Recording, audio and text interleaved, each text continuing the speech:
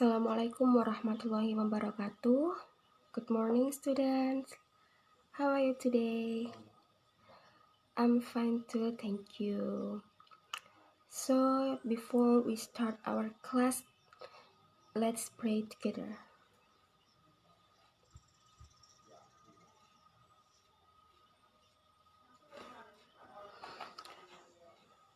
Ya, anak-anak, pastikan sebelum kalian mengikuti kelas saya, seperti biasa, pastikan kalian sudah mandi. Dan juga pastikan kalian sudah sarapan agar badan kalian bisa fit dan berkonsentrasi dalam mengikuti kelas saya. Dan juga pastikan bahwa HP atau laptop kalian dalam keadaan full baterai. Ya, dalam kesempatan kali ini kita akan membahas tentang descriptive text, di mana kita akan membahas tentang definition-nya, tujuannya, language feature-nya atau unsur kebahasaan, kemudian ada generic structure-nya, dan tak lupa juga ada contoh dari descriptive text. Nah, sebelum kita lanjut ke definisi, apakah dari kalian ada yang tahu apa itu descriptive text? Ada yang tahu? Ya, saya akan menjelaskan bagian definisi terlebih dahulu. Ya, kita sekarang pindah ke slide yang kedua, yaitu bagian definisi. What is description text? Apa sih descriptive text itu? Nah, definition of descriptive text is which says what a person think or place is like. Jadi, descriptive text adalah salah satu teks yang menjelaskan tentang gambaran dari suatu objek secara detail atau spesifik. Nah, bisa dari bentuknya, fungsinya, atau karakternya, and etc. Objeknya apa saja, Bu? Nah, objeknya itu ada person atau orang, thing, benda, place, tempat, dan juga ada animal atau hewan. Nah, and then the purpose of descriptive text. What is the purpose of descriptive text? To describe and reveal a particular person, thing, and place. Nah, jadi seperti definisinya tadi, tujuannya yaitu untuk mendeskripsikan atau menggambarkan benda secara spesifik. Nah, di situ kan objeknya itu kan ada orang, benda, place atau tempat atau hewan. Kalau person gambarannya seperti apa? Nah, kalau person bisa dari appearance-nya, bisa dari warna kulitnya, atau dari karakter orangnya. Kemudian thing atau benda itu bisa dari bentuknya atau warnanya, atau unsur-unsur yang ada di benda tersebut. And place atau tempat, an animal, benda. An animal, hewan.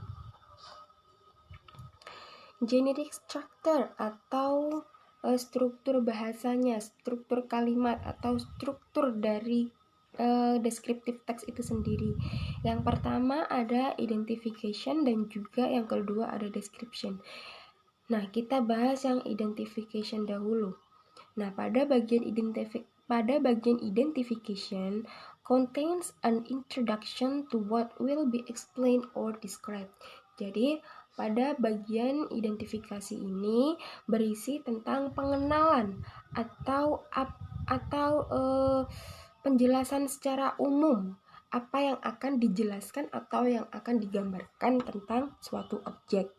Kemudian pada bagian description contains further and detailed descriptions of a person, thing, or place.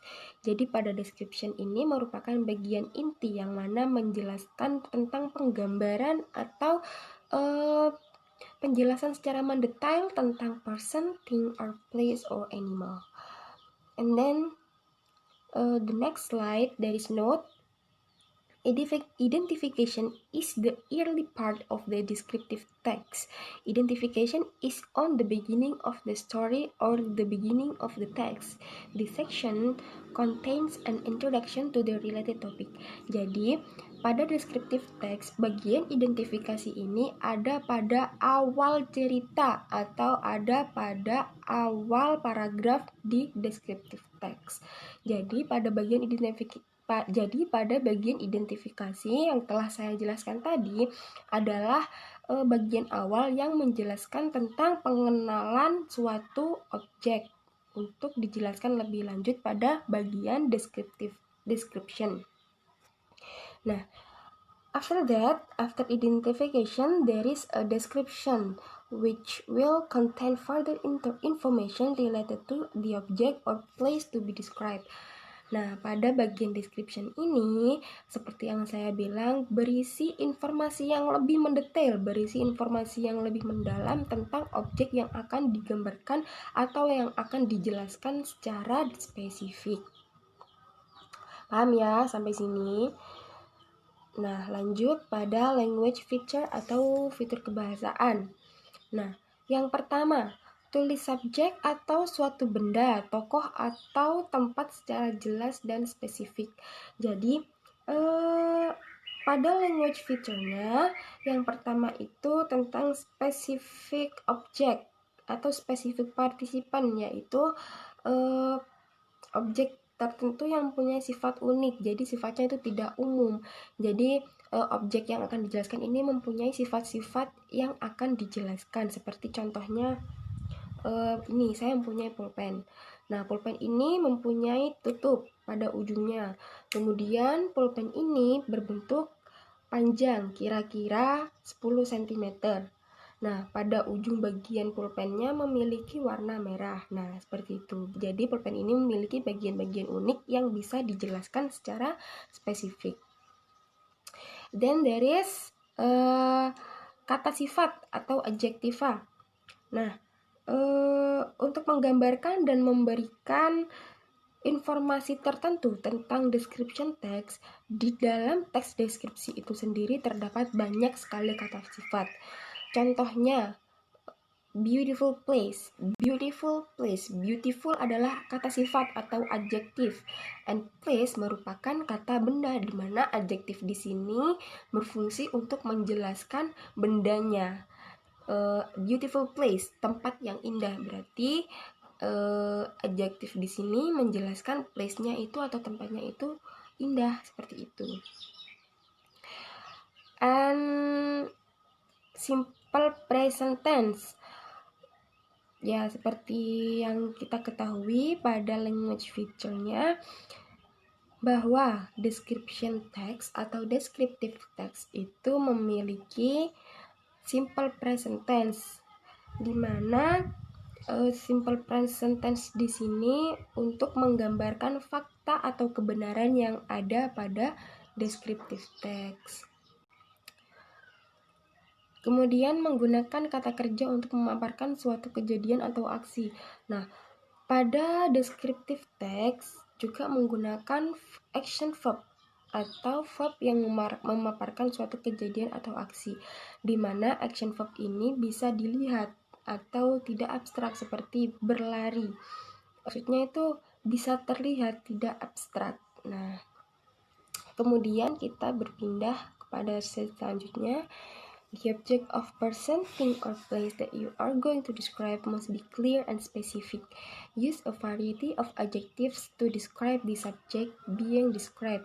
Use the simple present tense. Use verb to describe a sequence of event or actions. Jadi seperti yang saya jelaskan tadi, bahwa catatan di sini related to language feature yang ada pada slide sebelumnya, ya, bahwa descriptive text itu menjelaskan objek yang unik dan harus dijelaskan atau harus digambarkan secara jelas dan spesifik. Kemudian menggunakan simple present tense dan menggunakan adjektif, kemudian juga menggunakan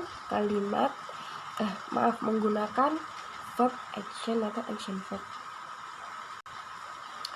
Kemudian example of place that you can describe. Nah, ini ada contoh-contoh tempat yang bisa kalian deskripsikan, seperti Monas, Candi Borobudur, Raja Ampat, dan juga museum. Nah, di bawahnya itu juga ada example of Borobudur Temple.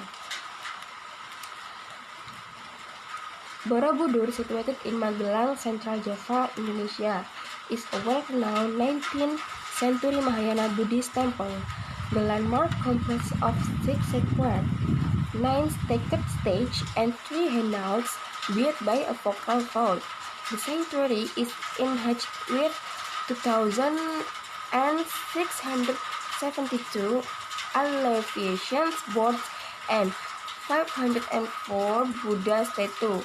The focal vault is covered by 72 Buddha statues, each situated inside a punctured stupa. It is the world's biggest Buddhist sanctuary on the world. Nah, ini merupakan contoh dari descriptive text, di mana tadi pada bagian identification adalah dari kata Borobudur sampai Buddhist temple. Nah, satu kalimat ya, Borobudur situated in Magelang, Central Java, Indonesia, is a well-known 19th century Mahayana Buddhist temple. Nah, sampai itu merupakan bagian identification. Kemudian the landmark sampai sanctuary on the world itu adalah bagian description, di mana di dalamnya menjelaskan tentang penggambaran Candi Borobudur secara spesifik.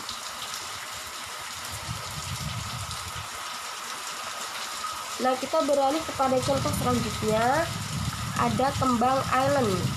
Kembang Island merupakan title atau judulnya. Kemudian beralih ke bawahnya adalah identification, yaitu mempunyai paragraf ya, bisa kita baca. Kembang Island is a delta located in the middle of the Barito River, included in the district administrative region Alalak, Barito Kuala, South Kalimantan, Indonesia, di mana bagian itu sendiri merupakan identification atau pengenalan dari suatu objek yang akan digambarkan sebelum lebih detail pada bagian description. Dan sekarang kita beralih pada bagian description-nya. Mari kita baca. Kembang Island is a habitat for hundreds of monkey and several species of birds. Kembang Island adalah habitat dari ribuan monyet dan beberapa spesies dari burung-burung. Here also of habitat for bekantan, dan di sini juga merupakan habitat untuk bekantan. Bekantan is a monkey which has long nose. These monkeys are shy proboscis monkey, including if there are visitors coming to the island. Nah, bekantan adalah jenis monyet yang mempunyai hidung yang panjang, di mana monyet ini mempunyai sifat pemalu. Dan juga tempat Kembang Island ini juga merupakan tempat tujuan turis yang akan berlibur di sana. Visitors can also see the monkeys swimming there. The visitors can also interact with them by feeding them with nuts, bananas, or other food. Nah, pada bagian itu pengunjung juga bisa melihat monyet yang berenang di sana. Pengunjung juga bisa berinteraksi langsung dengan mereka dengan memberi makanan berupa kacang, pisang, dan juga makanan-makanan yang lainnya. Nah, jelas ya itu tadi rangkaian penjelasan dari saya tentang descriptive text.